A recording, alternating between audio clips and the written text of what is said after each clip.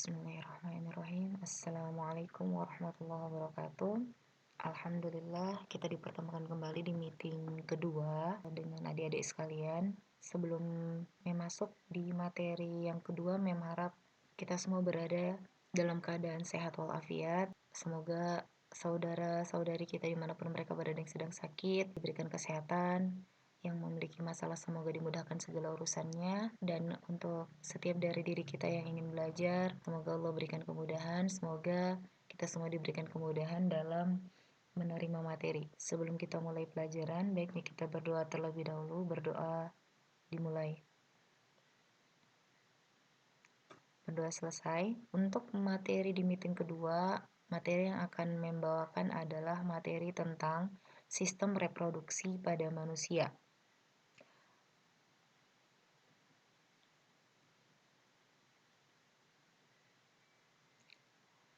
Di sistem reproduksi manusia ini tentunya tidak asing bagi adik-adik sekalian.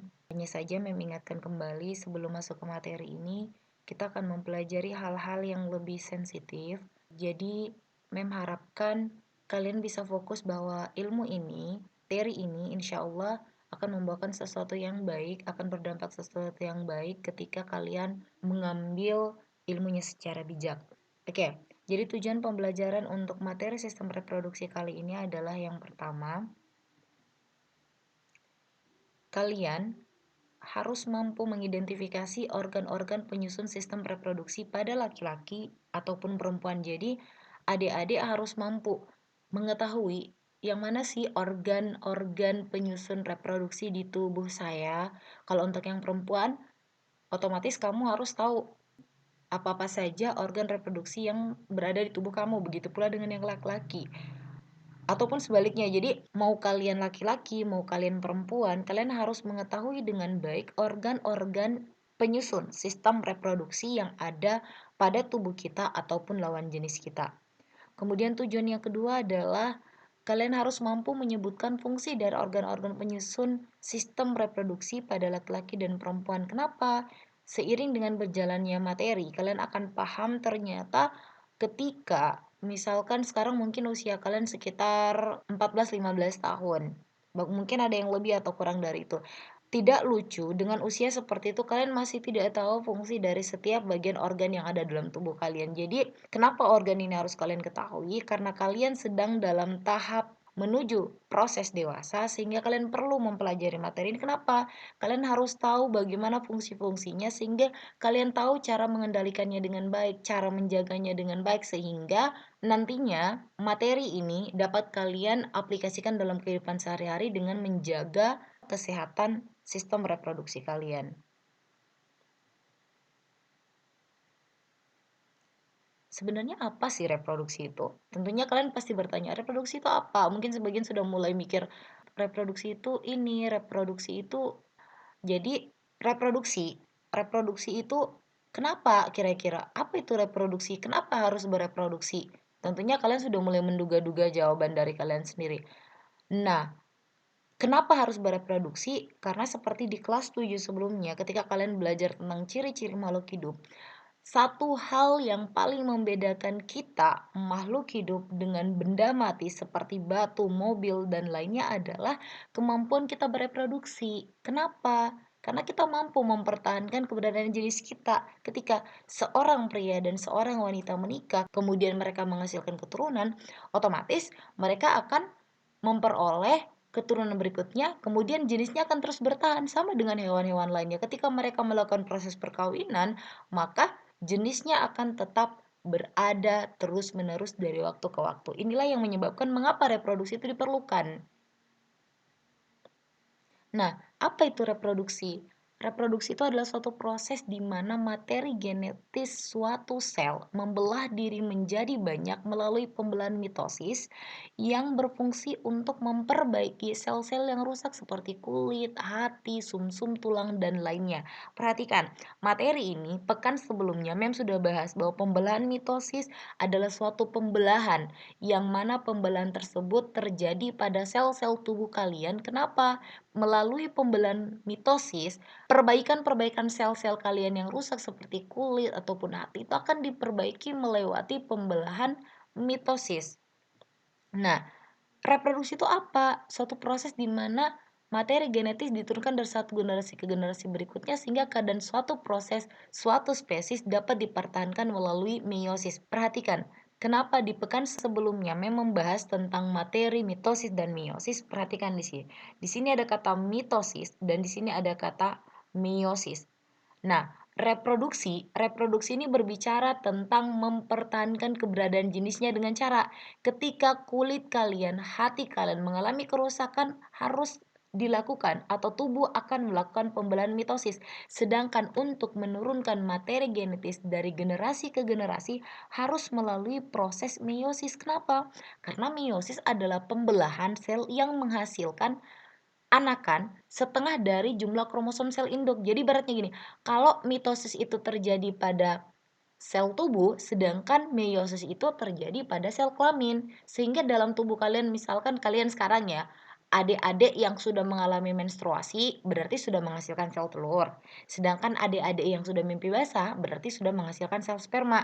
Sehingga udah komplit. Artinya dalam tubuhnya sudah terjadi pula pembelahan meiosis. Pada saat yang wanita, adik-adik yang wanita terjadi menstruasi, maka otomatis di tubuh kalian sudah terjadi pembelahan meiosis di mana sel-sel telur sudah mulai terbentuk.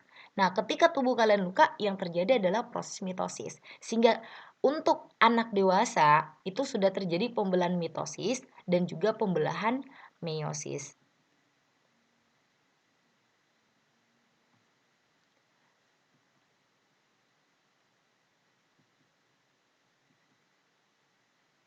Kita akan masuk ke sistem reproduksi pria. Jadi yang pertama kita bahas dalam sistem reproduksi adalah reproduksi pria, di mana kita akan belajar tentang bahwa ternyata pada sistem reproduksi pria itu ada organ-organ genital eksterna, berarti ada organ-organ penting bagian luar, yaitu penis dan skrotum. Jadi eksterna ini luar ya, genital ini bagian penting. Jadi genital tuh tersebut hampir dikatakan bahwa lebih sensitif.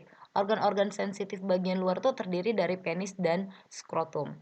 Kemudian yang kedua adalah terdapat organ-organ genital interna atau di dalam. Itu terdiri dari testis, ada epididymis, vas deferens, sampai di tiga kelenjar reproduksi. Adapun struktur reproduksi pada pria, ini adalah gambar daripada struktur reproduksi pada pria. Kalian bisa lihat di sini bagian-bagiannya. Kita akan bahas beberapa bagian yang penting. Yang pertama adalah penis. Ini adalah penis. Jadi ini adalah penis. Penis berfungsi sebagai alat kopulasi. Perhatikan kata ini. Kopulasi adalah proses pembuahan yang terjadi antara seorang wanita dan seorang pria yang telah menikah, atau proses pemasukan daripada penis ke alat reproduksi wanita. Kemudian yang kedua adalah skrotum. Nah, skrotum ini ya, ini skrotum bagian terluar. Skrotum bagian terluar, dia merupakan kelenjar kelamin penghasil sperma dan hormon testosteron. Nah, ini skrotum. Skrotum ini fungsi utamanya sebenarnya adalah untuk melindungi daripada testis. Ini testis ya. Ini testis, sehingga fungsi utama dari skrotum ini adalah untuk menjaga suhu testis.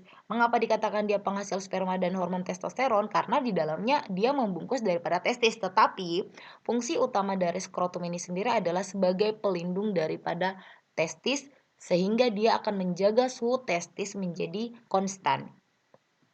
Yang ketiga adalah testis itu sendiri. Ini bagian testis ini, di mana dia menghasilkan jutaan sperma setiap hari, mulai dari masa pubertas sampai meninggal dunia. Inilah yang menyebabkan seorang pria itu tidak mengalami andropause ya. Kalau misalkan wanita itu mengalami menopause. Menopause itu adalah masa di mana seorang wanita tidak lagi bisa menghasilkan sel telur. Jadi dia punya masa untuk dinonaktifkan karena usianya yang sudah bertambah sehingga si wanita tidak mampu lagi untuk menghasilkan sel telur sehingga disebut dengan menopause. Sedangkan pada pria tidak. Jadi penghasilan sperma itu dimulai pada saat masa pubertas, yaitu pertama kali adik-adik yang laki-laki itu mimpi basah sampai meninggal dunia. Itu akan terus menghasilkan sperma. Perhatikan di sini, jika tidak dikeluarkan, sel-sel sperma akan mati dan diserap kembali oleh tubuh. Jadi ada proses mati daripada sel. Nanti akan kalian pelajari lagi di materi berikutnya. struktur reproduksi pria yang berikutnya adalah yang keempat adalah epididymis. Jadi tolong diperhatikan bagian-bagian tadi, Mem ulangi kembali. Ini adalah penis, pembungkus testis adalah skrotum, ini testis, dan sekarang kita masuk ke epididymis. Nah, ini adalah epididymis yang ini. Yang ini ya, jangan salah. Gambar yang ini, bukan saluran yang ini, tetapi yang ini, yang agak menebal. Ini adalah epididymis. Epididymis berfungsi sebagai tempat penyimpanan dan pematangan spermatozoa. Jadi ketika sperma itu dihasilkan di sini, dihasilkan di testis, sperma tersebut akan dimatangkan di sini. Disimpan di sini, akan disimpan di epididymis untuk dimatangkan. Kemudian bagian yang kelima adalah vas deferens. Ya, hati-hati ya bagiannya, karena kalau misalkan Mem kasih gambar, kalian harus tahu dengan baik part-part dari setiap gambar tersebut. Vas deferens. Nah, vas deferens, perhatikan, vas deferens berfungsi saluran penghubung epididymis dengan uretra pada penis. Nah, jadi ini epididymis, saluran yang panjang ini adalah vas deferens. Kenapa? Karena tadi dikatakan dia menghubungkan epididymis dengan uretra. Nih, nanti di pembuangan terakhir. Pembuangan paling terakhir di sini, uretra itu kita tahu bersama adalah tempat pembuangan terakhir untuk urin ya. Jadi dia menghubungkan antara epididymis terus sampai saluran dihubungkan dengan uretra sehingga akan dikeluarkan. Bagian yang keenam yang harus kalian ketahui adalah uretra, di mana uretra merupakan saluran untuk mengeluarkan sperma dan urin. Melanjutkan dari struktur reproduksi pria tadi, yang harus kalian ketahui berikutnya adalah pada pria itu terdapat kelenjar-kelenjar tambahan. Jadi punya kelenjar-kelenjar tambahan. Yang pertama adalah vesika seminalis, di mana vesika seminalis ini adalah sebuah kantong mani, di mana dia mengandung fruktosa, yang mana vesika seminalis ini berfungsi untuk memberi makan daripada sperma. Kalau kita kembali ke gambar tadi, vesika seminalis itu yang ini. Ini adalah vesika seminalis. Ini adalah vesika seminalis. Nanti kalau kalian mau lihat gambarnya lebih jelas bisa lihat di internet. Ini ada bagian yang menonjol, yang agak lonjong. Ini adalah vesika seminalis. Kemudian yang kedua adalah semen. Semen ini cairan ya. Jadi bukan semen tapi semen. Semen itu adalah cairan yang terdiri dari sperma dan cairan dihasilkan oleh beberapa kelenjar. Kalau misalkan kan mereka mengeluarkan cairan sperma. Jadi cairan sperma yang keluar itu adalah di dalam cairan tersebut itu mengandung semen, mengandung mani, di mana maninya itu, semennya itu terdiri dari sperma. Kemudian kelenjar prostat. Nah, kelenjar prostat ini menghasilkan cairan basa berwarna putih susu, yang mana fungsinya adalah untuk menetralkan sifat asam pada saluran vasa erensia pada vagina. Jadi gini ceritanya, pada saat terjadi proses fertilisasi, kenapa sih kalian mikir nggak? Bayangkan, kalian pasti pernah mendengar bahwa sperma tuh sekali dia masuk, sekali dia dikeluarkan, kan jumlahnya banyak sekali, jumlahnya miliaran, tapi yang mampu menembus sel telur itu hanya satu. Kenapa? Karena tadi keadaan rahim daripada wanita itu asam, sehingga kelenjar prostat, kelenjar ini berfungsi untuk menetralkan sehingga masih ada sperma yang bisa selamat untuk bertemu dengan sel telur. Kemudian yang terakhir adalah kelenjar koper. Perhatikan ya, kelenjar tambahan ini ada 4, tetapi kelenjar tambahan pada pria itu yang paling utama yang harus kalian ketahui ada 3, vesika seminalis, kelenjar prostat, kelenjar koper. Mem ulangi, vesika seminalis, kelenjar prostat, dan kelenjar koper. Kelenjar koper di sini berfungsi sebagai cairan pelicin, sehingga ketika terjadi kopulasi antara pria dan wanita, tidak akan terjadi gesekan. Ini fungsi dari kelenjar koper itu sendiri.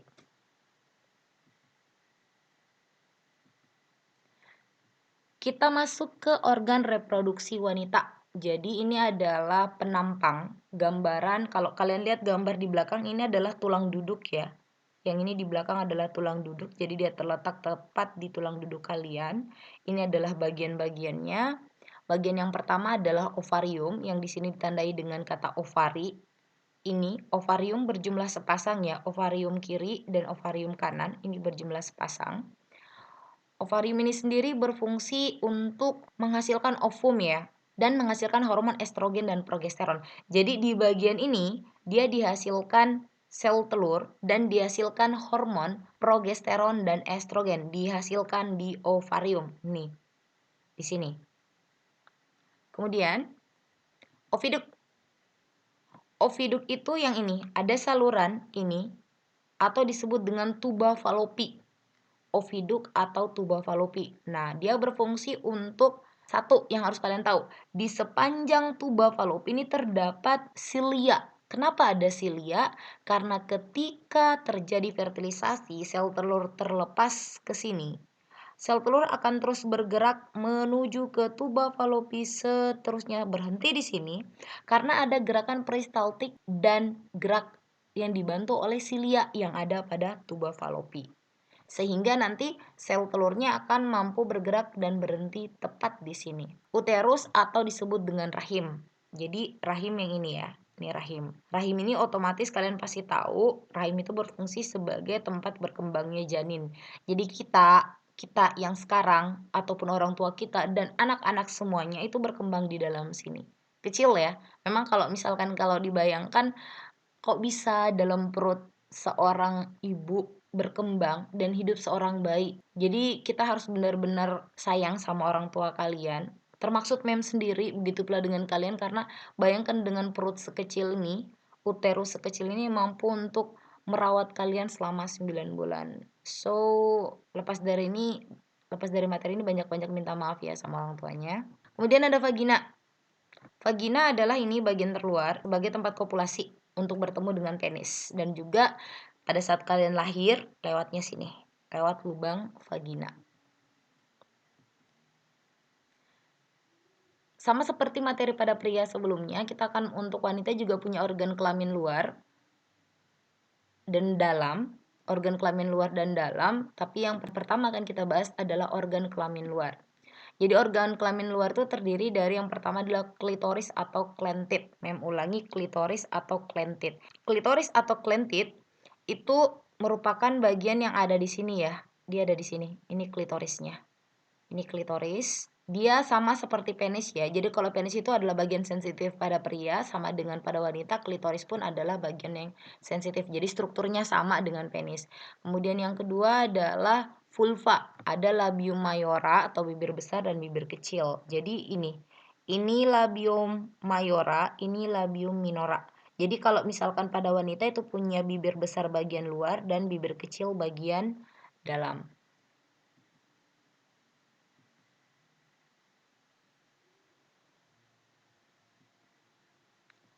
Oke, mem akhirnya sampai di sini. Ini adalah link untuk materi-materi yang mem bahas tadi. Kalau misalkan kalian mau tahu lebih banyak silahkan. Mohon lebih bijak ketika belajar materi ini, mohon lebih berhati-hati karena sedikit ketika kalian mempelajarinya dengan cara yang tidak baik, maka kalian akan memperoleh hal yang tidak baik juga. Jadi bijak-bijaklah dalam mempelajari materi ini. Jika ada materi tadi yang mem jelaskan belum kalian mengerti, bisa ditanyakan kembali ke mem. Terima kasih, itu saja.